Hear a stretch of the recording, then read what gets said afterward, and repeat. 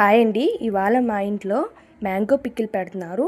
Mango పికిల్కి కావాల్సిన పదార్థాలు: మామిడి ముక్కలు, కారం, ఉప్పు, వెల్లుల్లి, ఆవపొడి, మెంతి పొడి, నూనె. ఇప్పుడు తయారీ విధానం చూద్దాం.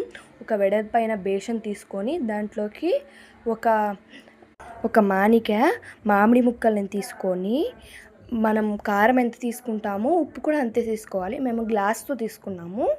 ఒక గ్లాస్ కారం, ఒక గ్లాస్ ఉప్పు, దాంట్లోకి కొంచెం అంత మెంతి పొడి, ఆవపొడి, దాంట్లోకి వెల్లుల్లి రెబ్బలు వేసుకోవాలి. మంచిగా మిక్స్ చేసుకోవాలి. ముక్కలకి కారం పట్టేలా మంచిగా మిక్స్ చేసుకున్న తర్వాత కొద్దిగా అంత ఆయిల్ పోసుకొని మంచిగా కలుపుకోవాలి, మొత్తం మిక్స్ అయ్యేలా.